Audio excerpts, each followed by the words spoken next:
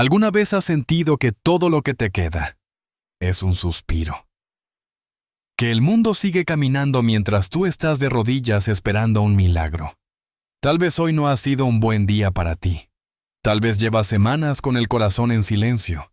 Pero si estás aquí escuchando esto, es porque en el fondo aún crees. Crees que algo o alguien puede cambiarlo todo. Y esta historia es para ti. No comienza con un érase una vez, sino con una madre empapada por la lluvia, abrazando a su bebé que no puede respirar. Y con un hombre que jamás creyó en el amor, hasta que lo vio temblando en brazos de una desconocida. Quédate hasta el final, porque a veces lo que empieza con una súplica en la calle termina convirtiéndose en el hogar que uno soñó toda la vida. La lluvia caía con una furia inusual sobre la Gran Vía de Madrid. Las luces de los coches se reflejaban en los charcos como espejos rotos, y los paraguas temblaban al ritmo del viento helado. Entre las siluetas apresuradas, una figura permanecía arrodillada en la acera empapada con un bebé entre los brazos. «Ayuda, por favor». «Mi hijo no respira», gritaba la joven con desesperación. Su voz apenas audible entre el rugido del tráfico. Los transeúntes miraban de reojo y aceleraban el paso. Algunos fingían no escuchar. Otros desviaban la mirada. Nadie se detenía. Nadie quería involucrarse. Nadie quería mojarse el alma. El bebé Adrián, de apenas 3 meses, tenía la piel azulada. Su pequeño pecho apenas subía y bajaba. Carmen, la madre, tenía los labios morados y las manos heladas, pero no soltaba al niño. Cada segundo contaba y sabía que su mundo se desmoronaba con cada aliento que le faltaba a su hijo. Un coche negro frenó bruscamente a pocos metros. Era un BMW de lujo tan reluciente que parecía ajeno a esa noche. La puerta se abrió con violencia y bajó un hombre de traje oscuro alto de mirada intensa. Alejandro Herrera. El mismo cuyo rostro aparecía en portadas de revistas financieras, el hombre que manejaba un imperio de hoteles y propiedades. El mismo al que decían que no le temblaba la mano al despedir a cientos con solo una firma. Miró a Carmen durante un segundo, solo uno. Pero bastó. En esos ojos grandes, llorosos, rotos, vio algo que no esperaba encontrar: amor puro. Amor dispuesto a morir si eso significaba salvar una vida. Sin decir palabra se agachó, envolvió al bebé con su abrigo y con una mano firme alzó a Carmen del suelo. «Sube al coche», ordenó sin elevar la voz. «Tu hijo también es mi hijo ahora». La joven no entendía. ¿Quién era este hombre? ¿Por qué la ayudaba? Estaba soñando. Pero el frío, el miedo y la urgencia no le permitieron cuestionarlo. Se dejó guiar. Entraron en el coche. El conductor arrancó al instante siguiendo las instrucciones de Alejandro Hospital La Paz. «Rápido, no frenes por nada». Durante el trayecto Carmen temblaba. Sostenía a Adrián cerca de su pecho, como si pudiera transferirle el calor de su vida. Alejandro marcaba números en su móvil, organizando todo con precisión quirúrgica: llamar a emergencias, avisar a pediatría, preparar quirófano si hacía falta. Al llegar no esperó. Bajó del coche con el bebé en brazos y entró corriendo en el hospital gritando con voz grave: «Urgencia pediátrica. Insuficiencia respiratoria». Los médicos reaccionaron de inmediato. Una camilla apareció. Enfermeras rodearon al pequeño. Carmen, desorientada, seguía a unos pasos con la ropa pegada al cuerpo y el rostro descompuesto. «Señor», dijo uno de los doctores, «la situación es crítica. Necesitamos intervenir ya. Pero el tratamiento es costoso. Más de 200,000 euros. ¿Y qué respondió Alejandro sin titubear? «Hágalo. Lo pagaré. Todo. Lo que necesiten». El médico lo miró asombrado por la firmeza en sus palabras. Nadie hablaba así sin pensar. Nadie sin un motivo profundo. Carmen apenas alcanzó a susurrar: «¿Por qué? No nos conoce». Alejandro la miró por fin, y por un segundo no fue el magnate. Fue un niño huérfano otra vez parado frente a una verja fría de un orfanato soñando con que alguien cualquiera lo quisiera lo suficiente como para no abandonarlo. porque todo niño merece vivir, dijo simplemente. Mientras llevaban a Adrián al quirófano, Carmen quedó paralizada. Sus rodillas fallaron y fue Alejandro quien la sostuvo. La ayudó a sentarse en una banca cercana, se quitó el abrigo, aún empapado por la lluvia, y lo colocó sobre sus hombros. Luego miró a su asistente y dijo: ropa seca, talla 42 y comida caliente. Ya. No había ternura en su tono, pero sí una urgencia diferente. Una que no venía de los negocios, sino de algo más íntimo, más humano. Carmen lo observaba con ojos grandes, confundidos. ¿Quién era este hombre? ¿Por qué la trataba como si importara? ¿Por qué no había pasado de largo como los demás? ¿Cómo te llamas?, preguntó él al fin. Carmen. ¿Y usted, Alejandro? Mi bebé se llama Adrián. Es todo lo que tengo en este mundo. Alejandro asintió sin decir más. Pero en su mente algo se movía, algo que había estado dormido por años. Algo que ni el poder, ni el dinero, ni los viajes, ni las propiedades habían logrado despertar. Era la primera vez en mucho tiempo que sentía que estaba exactamente donde debía estar. La sala de espera olía a desinfectante y ansiedad. Las luces frías del hospital contrastaban con la calidez que comenzaba a nacer en lo más hondo de Alejandro. Carmen, sentada junto a él, temblaba aún. Su ropa seguía mojada, su rostro pálido. Pero lo que más le dolía era el silencio. Ese silencio espeso que se instala cuando el futuro pende de un hilo. Alejandro miraba su móvil no por costumbre, sino por no dejarse arrastrar por la angustia. Cada minuto era una eternidad. En la pantalla parpadeaban decenas de mensajes, reuniones perdidas, llamadas urgentes, notificaciones bursátiles. Él los ignoró todos. Tenga, dijo su asistente Roberto, acercándose con una bolsa de ropa seca, una manta térmica y una caja con sopa caliente. Carmen lo miró sorprendida. Alejandro se levantó y le extendió la ropa sin palabras. Ella la aceptó con las manos aún temblorosas. Gracias. No tenía nada más que esto, dijo señalando el vestido empapado que colgaba de su cuerpo como un peso muerto. No necesitas agradecer. Solo cámbiate y come algo. Estás agotada.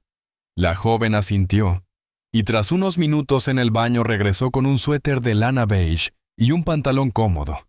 Parecía otra persona, más joven, más frágil, pero también más fuerte. Alejandro observó cómo sostenía la sopa con ambas manos, sin apenas atreverse a probarla, hasta que con un suspiro se rindió ante el calor. La primera cucharada la hizo cerrar los ojos, como si el sabor devolviera algo de humanidad a su cuerpo exhausto. ¿Hace cuánto no comías bien?, preguntó él sin juicio. 2 días, respondió ella bajando la mirada. Todo lo gasté en médicos. Ninguno me daba respuestas claras. Todos querían pruebas, estudios, más dinero. No tienes seguro. No tengo familia, y sin contrato fijo no califico para cobertura. Trabajo de noche como camarera. Durante el día estudio pedagogía. O lo intentaba al menos. Alejandro la escuchaba con una atención inusual. En sus ojos no había lástima, sino una forma peculiar de respeto, como si cada palabra de Carmen le revelara un tipo de riqueza que él con sus millones jamás había alcanzado. Y el padre del niño se fue cuando supo del embarazo. Mis padres me echaron. Vergüenza para la familia, dijeron. Desde entonces somos solo Adrián y yo. Por un momento el silencio volvió. Pero esta vez fue un silencio diferente, uno que unía, que tejía comprensión. ¿Y tú?, preguntó Carmen levantando la mirada. ¿Siempre fuiste tan generoso? Alejandro rió casi con ironía. No, fui todo lo contrario. Frío, calculador, eficiente, un reloj suizo con corbata. Pero esta noche, tú me hiciste dudar de todo eso. Ella ladeó la cabeza confundida. Yo sí. Ver cómo lo arriesgabas todo por tu hijo. Cómo no pediste nada para ti. Solo ayuda para él. Eso no se ve todos los días. Carmen bajó la mirada. Sus mejillas se tiñeron de rojo. No es valentía, es miedo. El miedo de perder lo único bueno que he hecho en mi vida. Alejandro tragó saliva. Esa frase le atravesó el pecho. Pensó en su propia vida, logros, premios, negocios. Todo vacío. Todo en orden, sí, pero sin alma. ¿Y qué quieres hacer cuando Adrián esté bien?, preguntó como quien lanza una cuerda desde el abismo. Terminar la carrera. Ser maestra. Darle a Adrián una vida estable. Con casa, libros, domingos tranquilos. Alejandro asintió. Se imaginó esa escena, Carmen corrigiendo cuadernos en una mesa de madera, Adrián dibujando a su lado. Y algo dentro de él, por primera vez en años, deseó formar parte de eso. ¿Y si te dijera que puedes tener todo eso? Carmen frunció el ceño. No entiendo. Trabaja para mí. Te pagaré la universidad. Tendrás casa, estabilidad, futuro. Solo acepta. No puedo aceptar caridad. No es caridad. Es una inversión. En ti, en tu hijo, en alguien que me recuerda por qué vale la pena luchar. Carmen lo miró en silencio. Nadie le había hablado así. Nadie le había ofrecido nada sin exigir algo a cambio. Pero antes de que pudiera responder, el médico apareció por el pasillo. Su expresión era seria, pero al acercarse una sonrisa leve se dibujó en su rostro. El bebé está fuera de peligro. Fue una operación delicada, pero llegó a tiempo. Carmen se cubrió el rostro con las manos y rompió a llorar. Alejandro se levantó y la abrazó. No sabía si tenía derecho, pero lo hizo, y ella no lo rechazó. En ese instante, sin necesidad de palabras, supieron que algo había cambiado, que la vida tan impredecible, tan cruel, a veces les había dado una segunda oportunidad, y ninguno de los dos pensaba dejarla escapar. El sol de otoño entraba tímidamente por las ventanas del nuevo apartamento. En Chamberí los árboles empezaban a teñirse de rojo y oro, y el aire tenía ese aroma suave a hojas secas y café de barrio. Carmen se asomó al balcón con Adrián en brazos, ya recuperado, dormido, con una calma que parecía un milagro. La vivienda no era ostentosa, pero tenía todo lo que ella jamás imaginó tener: 2 habitaciones, una cocina moderna, estanterías llenas de libros y silencio. No el silencio de la soledad, sino el de la paz. Desde que Alejandro insistió en que se mudaran allí, su vida había cambiado de formas que aún no alcanzaba a comprender. Por las mañanas dejaba a Adrián con la niñera, una mujer dulce llamada Teresa, y se iba a clases en la universidad. Por las tardes trabajaba en la oficina de programas educativos de la empresa Herrera, donde Alejandro la había colocado como asistente de coordinación. Todo con horarios adaptados para que pudiera seguir siendo madre antes que todo. Al principio Carmen se sintió incómoda, tenía miedo de volverse dependiente, de perder su autonomía, pero Alejandro nunca la trató como alguien a quien ayudar, sino como alguien a quien respetar. Cada tarde, sin falta, él pasaba por el apartamento. A veces con una bolsa de naranjas, otras con un cuento para Adrián. Se quedaba a cenar. Conversaban. Reían. Carmen descubría en él a un hombre que, más allá de los trajes caros, era torpe pelando zanahorias y pésimo doblando servilletas, pero genuinamente atento. Una noche, mientras Adrián dormía en su Moisés junto a la mesa, Carmen estaba sentada con los apuntes de la universidad. Alejandro, al otro lado de la mesa, leía informes, pero no con su típica mirada de tiburón, más bien con una tranquilidad nueva. «¿Siempre lees con cara de juez?», le preguntó ella bromeando. «Solo cuando intento no mirarte demasiado», respondió él sin levantar la vista. Carmen se sonrojó. No sabía cómo reaccionar. No estaban en una relación. No había promesas, ni caricias, ni besos. Pero la intimidad que compartían, las rutinas que construían sin planearlo, se sentían más auténticas que muchas parejas que conocía. «A veces pienso que esto es un sueño», murmuró ella. «Y si lo es», dijo Alejandro, «tal vez no queremos despertar». Ella lo miró. Había algo en su voz, en su forma de estar presente, sin invadir, que le hacía bien. «¿Por qué haces todo esto por nosotros, Alejandro?». Él tardó en responder. Cerró el informe, dejó el bolígrafo a un lado y la miró de frente. porque ustedes me han dado algo que no sabía que me faltaba. ¿Y qué es la sensación de pertenecer? De que no todo lo que soy se mide en acciones o inversiones. Porque cuando llego aquí y veo a Adrián sonreír o te escucho practicar cómo explicar fracciones, siento que por fin valgo por algo más que dinero. Carmen no supo qué decir. Quiso hablar, pero las palabras no salían. Solo extendió la mano y la apoyó sobre la suya sin apretar. Alejandro la miró sorprendido. Sus dedos se entrelazaron de forma natural como si siempre hubieran estado esperando ese contacto. En ese instante, sin definirlo, sin ponerle nombre, comenzaron a hacer algo más. No eran pareja, no eran simplemente aliados, pero compartían una rutina, una confianza, una complicidad, una familia aún sin declararlo. Y mientras en la cuna, Adrián respiraba profundo con los puñitos cerrados y una pequeña sonrisa en los labios, ambos entendieron que no hacía falta más. Que a veces el amor no llega con fuegos artificiales. A veces llega con una cena sencilla, una lámpara encendida en la mesa y el sonido suave de un bebé dormido en el hogar, que sin buscarlo, los eligió. Las oficinas de Herrera Holdings estaban en el piso 39 de una torre de vidrio que dominaba el centro financiero de Madrid. Desde allí se veía todas las luces, el tráfico, el mundo girando según el reloj de los poderosos. Pero aquella mañana Alejandro no podía ver nada. Su mirada estaba fija en el reflejo de su propio rostro serio, cansado y distinto. La reunión del Consejo de Administración se convocó con carácter urgente. En la mesa, rodeado de hombres de corbata y relojes que valían más que un año de sueldo promedio, estaba Antonio Vega, el socio histórico, el que conocía a Alejandro desde sus inicios. Su voz era firme, paternal, condescendiente. Alejandro, te lo decimos por tu bien y por el bien de la empresa. Esta situación está fuera de control. ¿Qué situación?, preguntó Alejandro, aunque ya conocía la respuesta. Los medios. Las fotos con la camarera. El bebé. La historia del CEO con alma de Salvador. No somos una fundación. Somos un holding de miles de millones.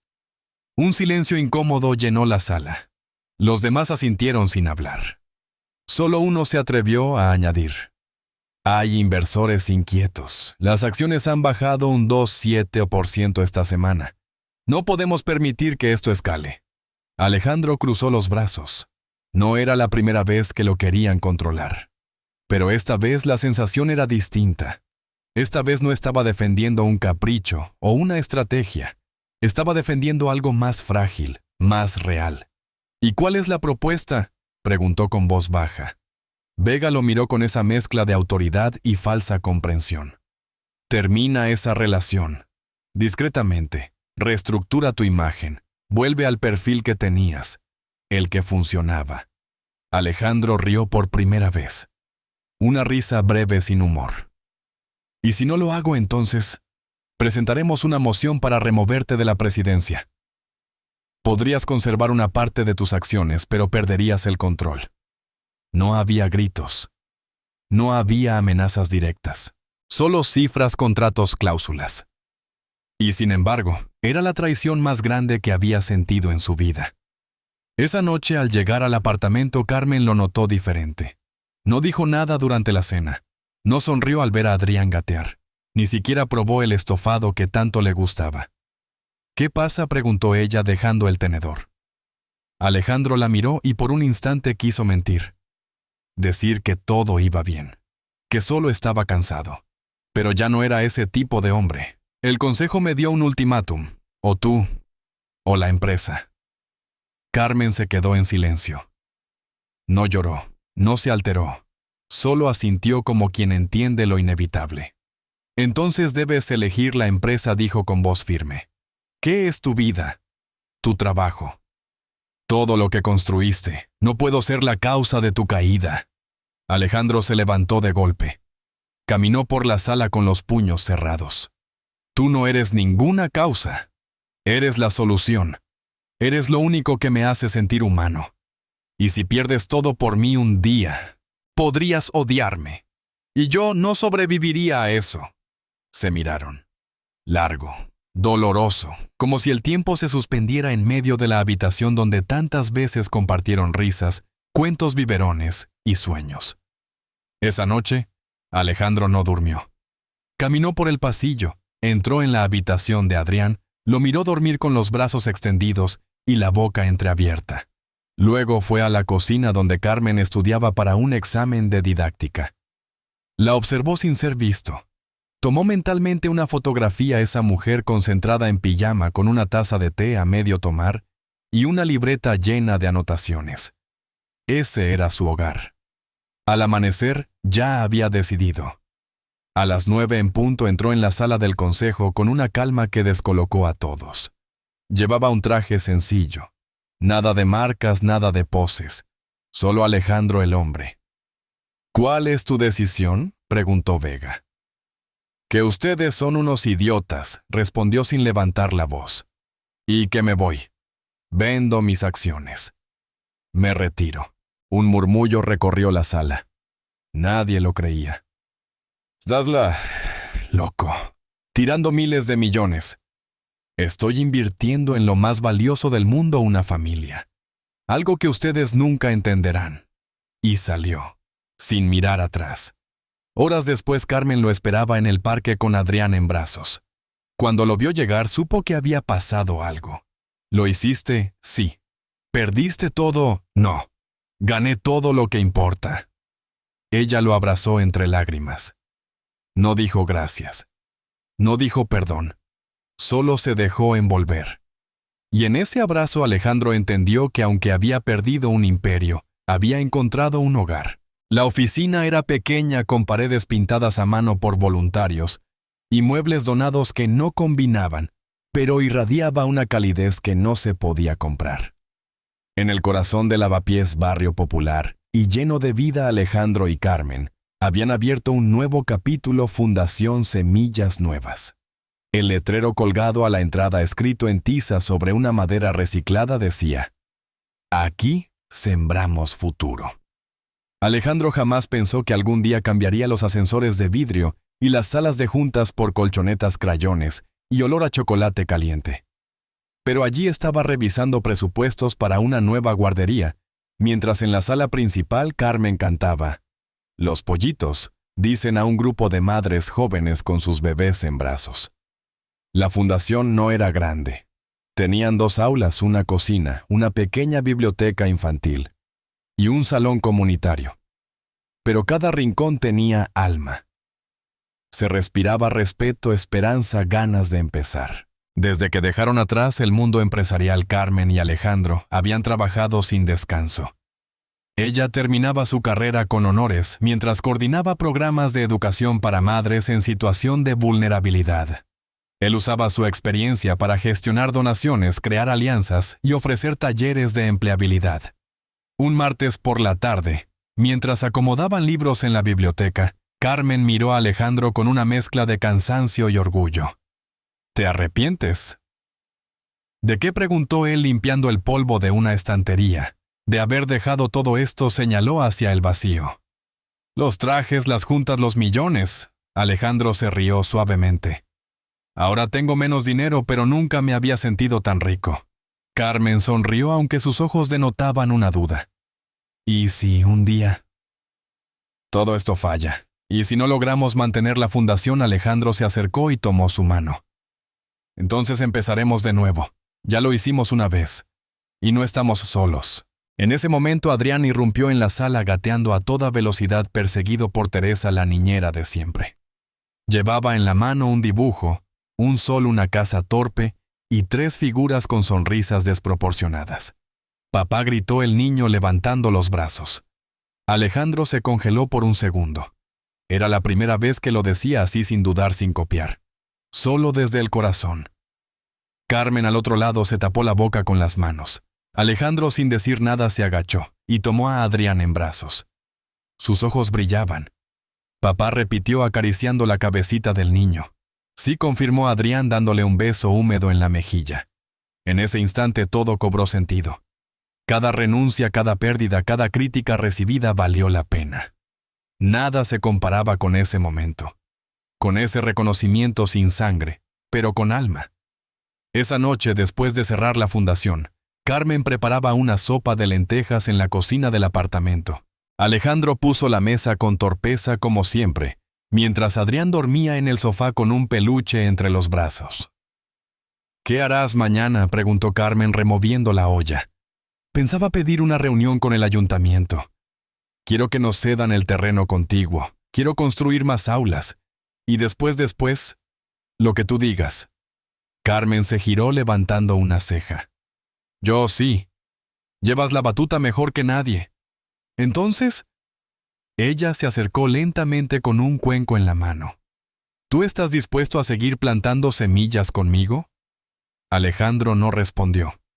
Fue hasta el cajón de la cocina, lo abrió y sacó una pequeña caja aterciopelada. La colocó en la mesa sin decir palabra. Carmen la miró con incredulidad. Abrió lentamente. Dentro un anillo sencillo con una piedra modesta pero brillante. No es de diamantes raros, no es de joyeros de renombre, pero es real. Como esto, como tú y yo. Ella no habló. Solo se sentó frente a él, tomó la caja y la cerró suavemente. Sí, susurró. Pero con una condición. ¿Cuál? Que sigamos sembrando. Aunque el mundo diga que no vale la pena. Alejandro sonrió. Y por primera vez en mucho tiempo sintió que tenía toda la vida por delante. El jardín comunitario de la fundación se había transformado en un rincón de magia. Guirnaldas de papel colgaban entre los árboles, mesas vestidas con manteles de cuadros. Estaban llenas de comida casera y risas infantiles flotaban en el aire como música. No había lujo, no había fotógrafos, no había celebridades, pero cada persona presente tenía una historia. Una madre que había sido acogida, un niño que aprendió a leer gracias al programa de lectura, un voluntario que había redescubierto su propósito. Eran muchos, todos distintos, pero unidos por una misma raíz, habían sido tocados por el amor que Alejandro y Carmen habían sembrado. La ceremonia fue sencilla. Alejandro vestía una camisa blanca remangada. Carmen llevaba un vestido de lino azul claro, con flores bordadas por las madres de la fundación.